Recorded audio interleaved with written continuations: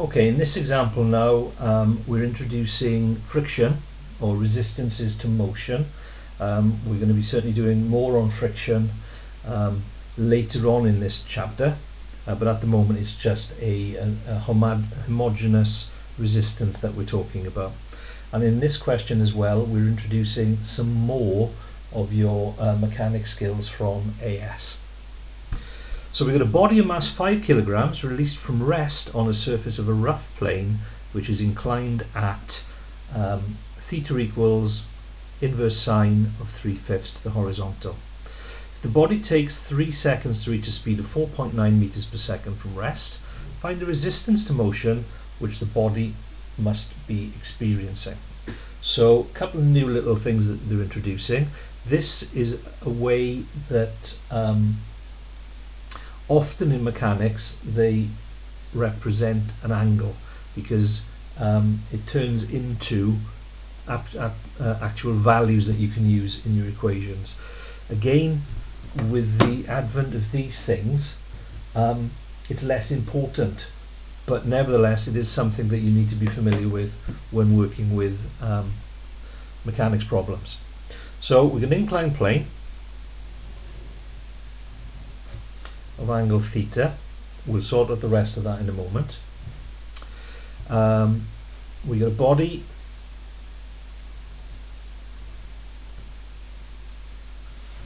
that's acting on that.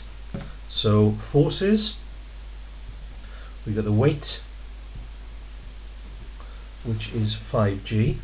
We're going to have a contact force, normal reaction, and this is going to slide down the surface,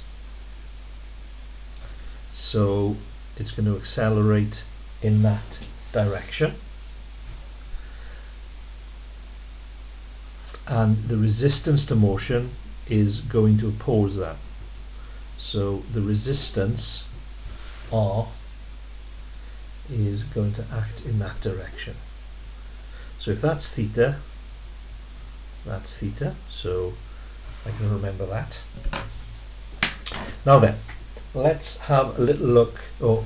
And because the thing is accelerating down, I'm going to take my plus x to be down the plane, but I'm going to keep my plus y perpendicular to the plane like that. So that's the axis that I'm going to use when I'm deciding what's positive and what's negative. So this is saying that if I get some other colour going here,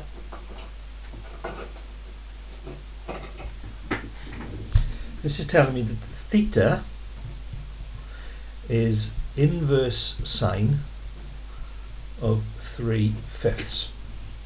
Well, that means that sine of theta is 3/5. Yeah, normally in trig we're going in this direction. To find the angle, I do the inverse of 3/5.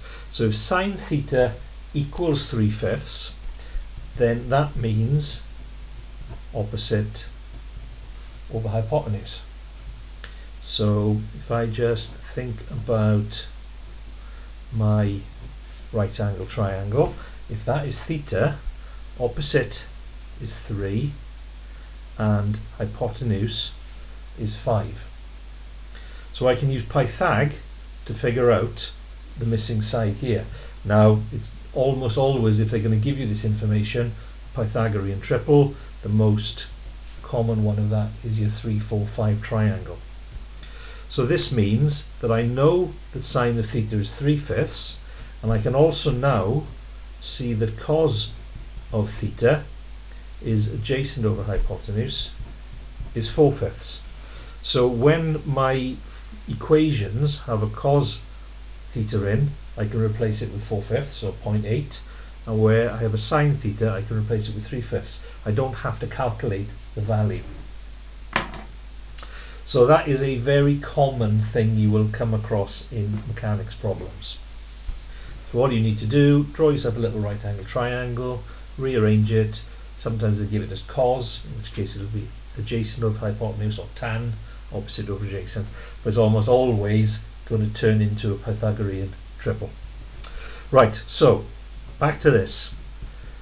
the sum of the x components is going to give you the acceleration, so that's Newton's second law.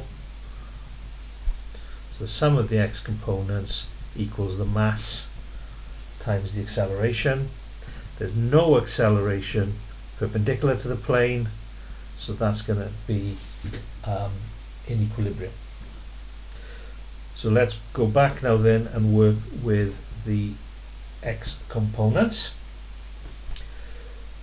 I'm going to start with the 5g because that's going to be positive. So I'll have a positive 5g. This is the incline, so this is going to be sine theta minus r equals 0. And then perpendicular to the plane, I've got my normal reaction minus 5g sine theta. Sorry, going back to that one, it's not equal to 0, it's equal to ma, where the mass is 5. So that's equal to 5a, and this one is equal to 0. So that's equation 1, that's equation 2.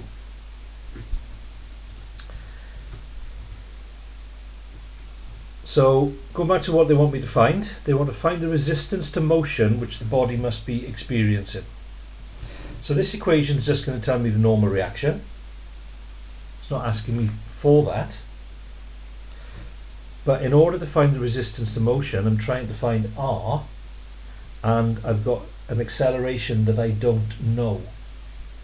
So before I can use equation 1 to work out the resistance to motion, somehow I've got to find the value of the acceleration.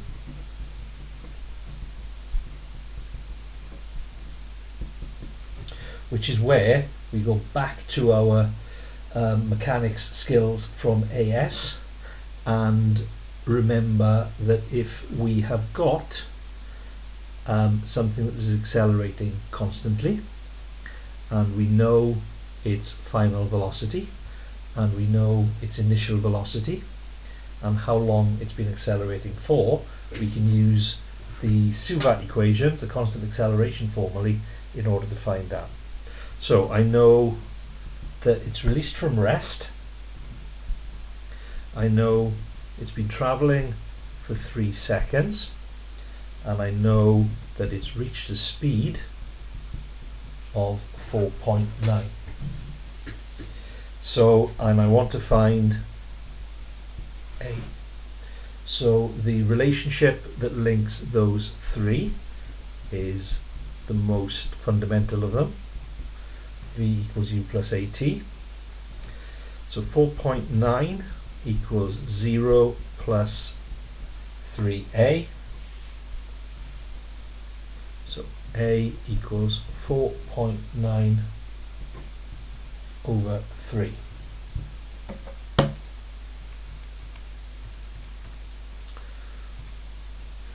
Which doesn't simplify, so I'll just leave it as 4.9 over 3 for now. Now I can put that in 1. So 5g sine theta, I know that sine theta is 3/5.